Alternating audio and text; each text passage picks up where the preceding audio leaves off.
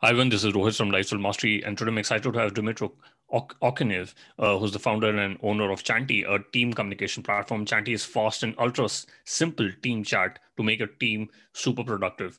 Dmytro started toying with the idea of a chat app back in 2017, and he realized that team communication should be made easier, more flexible, and more powerful. Dmytro has done his MBA from SBS Swiss Business School. Welcome to the show, Dmytro. Hi, thanks for inviting me. Nice to meet you guys. Awesome. Really happy to have you on the podcast. I wanted to know, how did you get into entrepreneurship and startups, and what really got you started with your first business? Well, I actually got like pretty neat job before that. The problem was that I climbed on this career ladder and actually got, I think, enough money. I earned enough money, but I got not enough time, and I got lots of ideas. So I thought, okay, I was quite young, and there's not a lot of liabilities back then. So I thought, okay, my path is to actually found my own company and do my own business, be owner of my time. Okay. And this is how it started. Yeah, the first tries were really bad. And then I think only my third company actually was like more or less what I would envision. Yeah. Got it. And you before the call you mentioned you run a couple of businesses. We'll talk about Chanty, which is the business that you're running right now. But what are the other businesses that you ran or you're still running right now? Yeah. So actually, to start Chanty, which is a product, and you need like you need to finance this. And I was thinking, okay, I cannot finance a product, or actually I was not really believe into the, venture capitalism and so on. So I thought that I have to start from something small where I can exchange my time to money. So I started an agency. I started a design agency. And then I thought like, okay, this business is getting popular and got traction. So I will start a software development center because I was a Ukrainian in Switzerland. So from very poor country in very rich country, there's a lots of connections in Ukraine. So yeah, I started the development company, and when we got some traction, obviously money, I thought like, okay, we can start trying to create a product. So my first product was a niche product in the financial sector. And only then I started Chanty. Yeah. Nice. And when you run your design firm, is it possible to really scale it up and be hands off? Since you're running both the companies at the same time. Yeah, definitely. You see, it depends on the stage of the company. Early stage startups obviously require like your full commitment. Not even 100% commitment, but more like 200% commitment. But when the company grew up, you actually have to step up as a founder, and either you create their efficient management system, or you don't have a business, you have like your job. So with the agency, the story was the same. I was working there as a designer and design director, like day and night. We grew up, and then actually I stepped out a little bit from the operational management and participate only in some like activities that I found interesting or very attractive from the business perspective or from personal perspective. Got it. And since you're running your design firm, how did you get the idea about Chanty, and what got you going with Chanty? Because you're taking on some really big companies, especially Microsoft Teams and Slack. But what is the uniqueness about Chanty? Yeah, look, back then the idea came to my mind in 2013, where actually Slack was no buzzword. So Slack was not existent, or anybody like have no idea what it is. Actually, my idea came to me from my design business, because you see, the design is really a non-formalized topic, and to to sell efficiently design, I actually sold efficient communication and management, because from one side we got like big clients. There was Apple, Adobe, Swiss banks as a clients, Zynga, and a few other like companies like Toyota and Heineken and so on. So these big corporations. From other side, we were like relatively small design studio. We got some suppliers like freelancers or marketing agencies. So you see, like I should connect with different stakeholders from different countries, from different kinds of organizations, agencies, enterprises, startups, freelancers, and connect them all together. So it was really hard. It looks like I did, well, relatively good job on that. And I thought, okay, how we can automate this, how we can make it simpler, how we can make this communication efficient. And I thought that, okay, we need to create an enterprise communication platform. And that's how the idea of Chanty actually started. All right. And, since you moved on from a design firm, are there any rules for making great designs? Or do you think, design is something which comes very intuitively to people? Or, what are your thoughts on that, since you worked with some great firms before?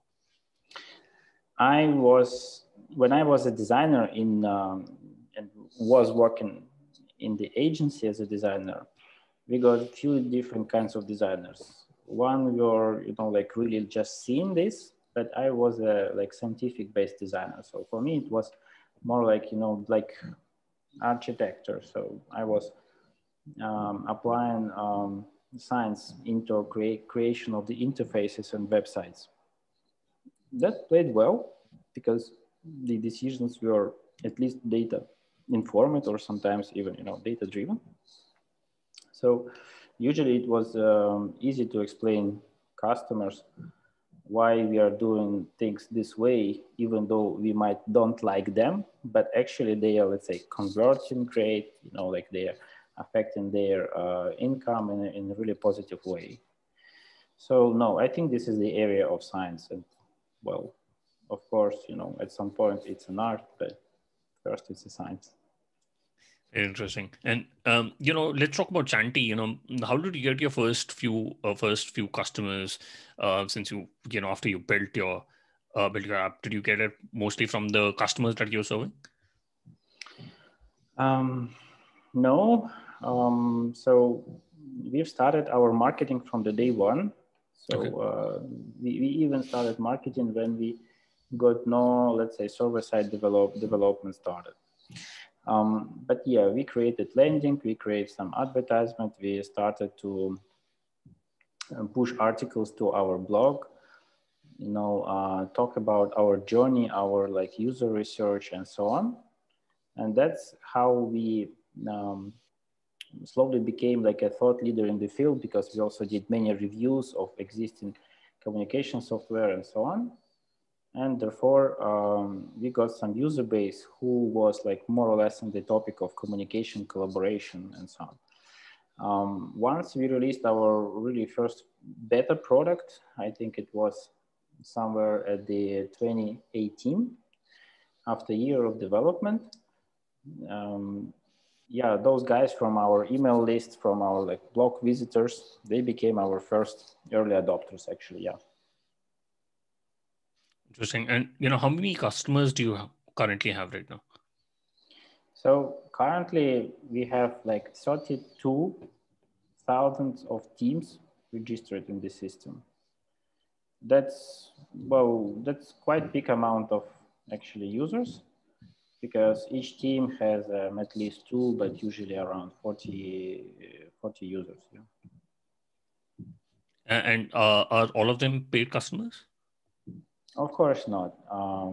We got only, not mistaken, at this moment we have like 17% of paid customers out of this amount.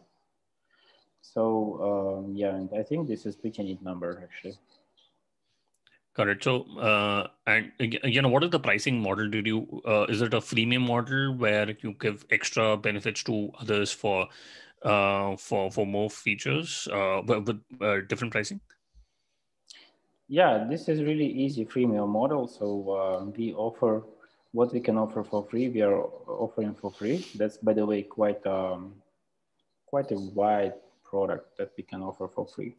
And then what, like, let's say resource heavy or development heavy or server heavy, that's for what we are taking money, and our pricing is really affordable. So we take $3 per user per month on the annual billing and $4 per user per month on the monthly billing. So that's quite cheap.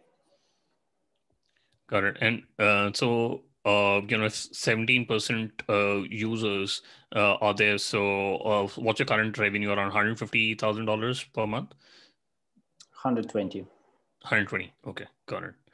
And you've been running it for last 4 years now. Exactly. Got it. And actually selling that for the last 2 years. 2 years. Okay, got it.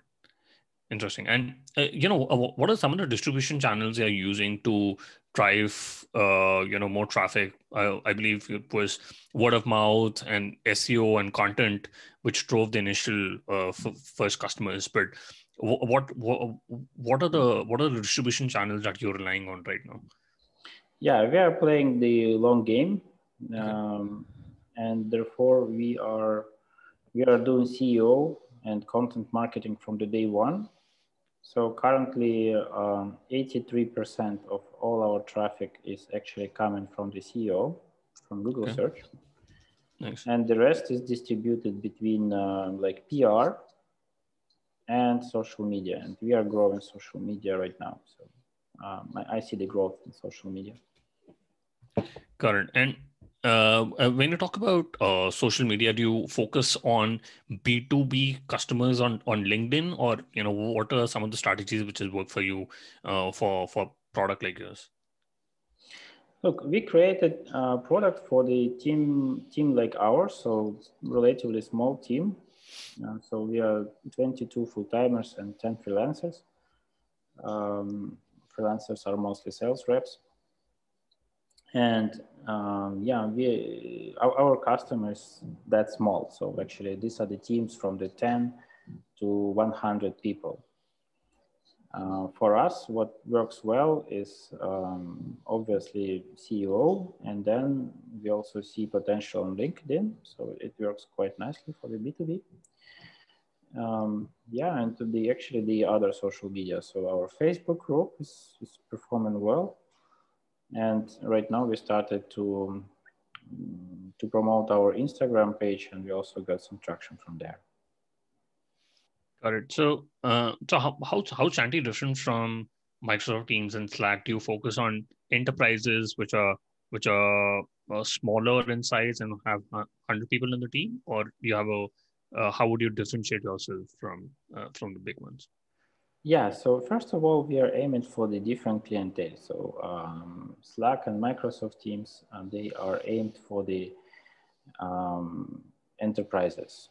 Right. We are aiming for the SMB or SMEs. Our biggest client is 1,000 users, but that's the biggest. Right. Core business of Slack is actually, companies which are starting from 1,000, and the same for Microsoft Teams. And it's in the core of the product. So our product is great for small teams, but for the bigger teams, we have to do some customizations, work with them, which is typical enterprise game, but still, out of the box, you can use it really well for the small team. And we obviously have this chat system communication platform, which is very, very similar to Slack and Microsoft Teams, the same, like rooms, channels, conversations. But then we have USP that we have built-in task manager and Kanban board. So that creates like really interesting use cases where actually you can, share tasks directly in your conversations, convert message to a task, or convert task for a discussion. These are really, really handy tools, which are saving you lots of time. And what we also got is we got robust video calling solution to make video calls, like a Zoom level calls, which are, let's say, Slack cannot provide. They don't have, good, stable, reliable calls at this moment. Yeah, so you see, that's a combination of the things, like on the high level, on the low level, there are some also like differences, of course, but there's here and there, but more or less we're in the same sector. Got it. And what is your cost of acquisition for a customer, and what would be the lifetime value of the customer? Yeah, so the last time that we measured that, it was early January. The CAC, so customer acquisition cost, was 487, if I'm not mistaken, so almost 500. And LTV at that moment was 1,200. Got it. But, I think. Yeah, we are a relatively young company on the market. We basically have almost no churns. So it was the time, at that moment when we actually got that number. Oh, nice. So it's almost 2.5 times. But you mentioned you don't have much churn rate. Is that right? Yeah, at this moment, like from the paid customers, we don't have much of the churn rate. Obviously, this is a freemium model, so lots who came, they came, I don't know, for many reasons. Sometimes it's not even a usage of software, or just checking what's there. So there, yeah, people are just trying for a few days and, basically not using that. Yeah, I think that's fantastic because you have such low churn rate. But do you think that's because of the pricing and which comes because of the benefits you give across different features? I think that's because we love our customers. We provide like customer care as much as we can. I personally provide customer care. Oh, nice. Not only me, but me as well, because I would like to see our problems, really from the bottom and communicate with customers. It's really essential for a young company to know your customer, to communicate with them in any form, like do Zoom calls, or jump on any other video calls, or call them, write them. It's really beneficial. You know how people are using your software. So I will do that till the time when I will have time. So I think it plays well, because we can negotiate something with any of our customers. They want to have like a small change, or they suggest improvement. We can react quickly, and that increase in customer retention. So basically reducing churn. Very interesting. And just to follow up on that, what do you think is customer success for a company? Is it to make sure all the customers are happy, or just to make sure some of the most beneficial or highly effective customers are retained? What do you think would be customer success in your view? I would say that we should clarify this: customer success or consumer success? Consumer success. People who are paying money for your service. How do you, and if you're able to retain them, obviously, but what in your view would be consumer success? Yeah, of course. Look, this is the experience that you provide, from the very beginning till very end. It's not only when they became our customers, but how they actually were treated, even on the pre-sale stage, or on the discovery phase, or on the consideration phase of their journey. And then when they became like newbies on the platform, how they will be supported, and later how we can communicate with them when they are already advanced users of the system. You see, in general, yeah. Well, frankly speaking, we cannot please everybody, of course. Yeah. But yeah, we are doing our best, and when we provide some promise to our customer, this is the second to none to keep our word, and to fulfill these promises. Correct. And, you're almost at a $1.5 million ARR. Are you looking to raise outside funding, or would you be bootstrapped and keep going from there?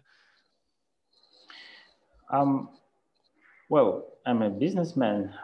I came to this business actually with already like secured by my previous businesses, which are profitable. So they are generating some funds, to finance this company. So luckily we were bootstrapped and didn't, attracted any external money from the beginning. I'm also not aiming for the global dominance, like on the world level to be, this company will generate billions, because we will invest right now like hundreds of millions into this, like this luck way, I would say. So yeah, we are trying to be small and humble and actually resilient. Of course, if let's say if I will receive an offer that will be, I don't know, like in very attractive terms, I would definitely would consider, at least to check. The last time when actually our company was valuated in $20 million, we were not, like, I decided not to agree. So the terms were quite, not attractive for me. So I decided not to go. But I think we are doing fine. And actually, of course, we are talking about the revenue. There are also costs. But I think we are still doing fine. No, I think you're doing a great job, and building a great product for focusing on a very niche market. How do you focus on building so many companies at the same time? What is your time schedule whereby you're able to focus on different things at the same time? I think it's a matter of prioritization of your time, definitely. I'm quite greedy for my time. I usually have a schedule divided by 15 minutes. I have some sort of like a strategy in place for me and of course our top management. And it's about delegation.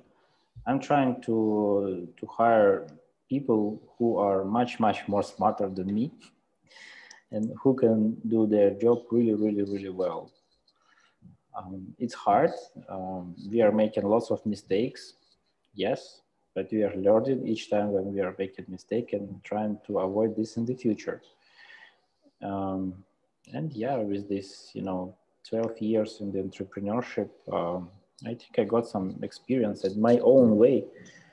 I wouldn't say that this is the best way, but it's my own way how I think I can manage all this. I do weekly calls. I do sometimes I even do daily calls when somewhere the problem. And we've implemented OKR quite efficiently. We're setting up the goals and trying to hit them. Very interesting. And you set up a very entrepreneurial culture. How do you go about building a very specific culture which is entrepreneurial across different companies that you've built? Any initiatives that have worked out well and maybe not worked out so well for you, which you want to share? That's exactly about culture. So you see, when you hire somebody like to work for you, basically people are treating this as a work, but actually you have to hire them like a partners. They should be interested in your success. So obviously bonuses or direct percentage from the income of the company and so on. So they will be really motivated. It doesn't mean that like everybody should be like that. No, of course there are some static roles or doing let's say routine job, which is very important, but it's just the operational activity.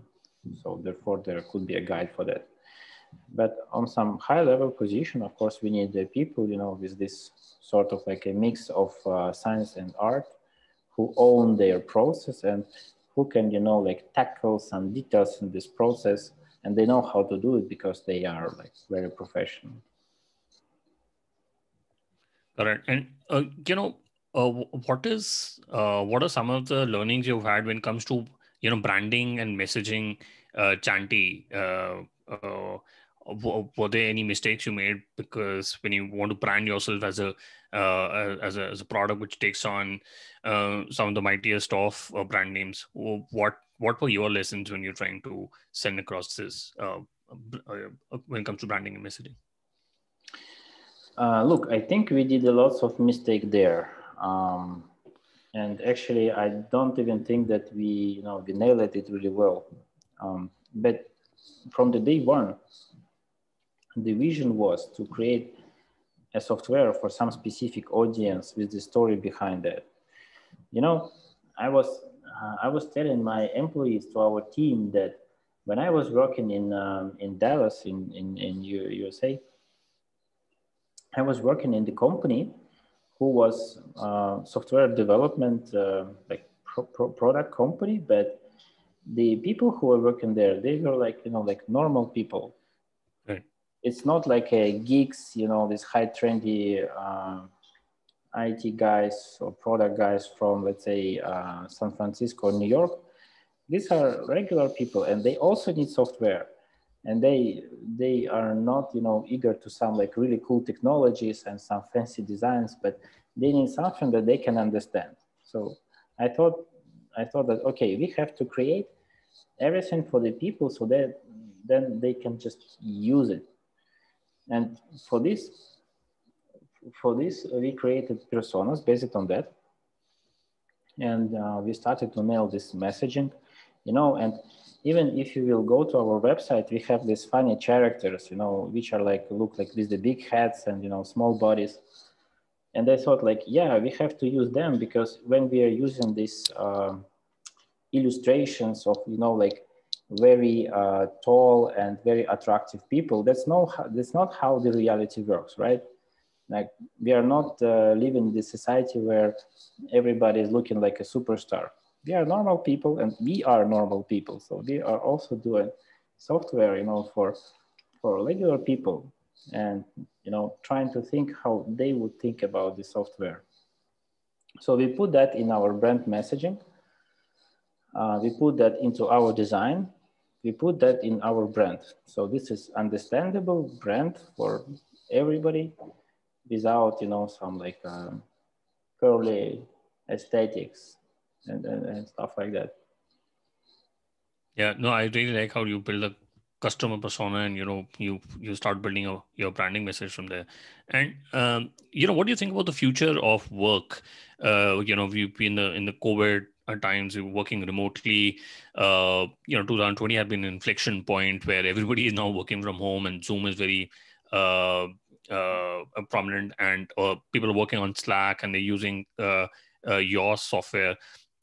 What do you think is the future of work and communication? Do you think people would be using such software more, or is it going to go back to the office world?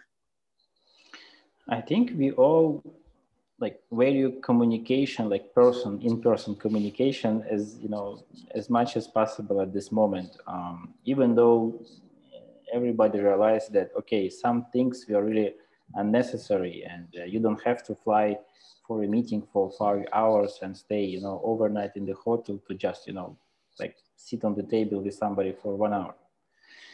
So this is very controversial topic which we can discuss for a long, but concretely what I would like to say is that we see massive digitalization of every human process at this moment. This will continue, but what will also continue is that we will have also much more niche software for every specific function, and this will be like augmented communication. So it will be communication, maybe personal, but with some benefits from digital, or the vice versa. So there will be digital communication, but with some offline component, something like that. So that's my view on that. Yeah, even I think it's going to be more hybrid, digital as well as face-to-face communication. And Dmytro, I just quickly want to do the top three. What's your favorite business book? Yeah, look, there are many really nice business books. I think I really like, just really simple book. The book has some really dumb name. It was like How to Become Rich, but it was written by the Wall Street pioneer. I can't remember the name at this moment. But the book was really nice, like very simple explanation, actually, what you have to do in order to build and maintain, your wealth. Correct. And, if you could go back in time when you started working on Chanty, what is the one thing you would have focused on or done anything differently?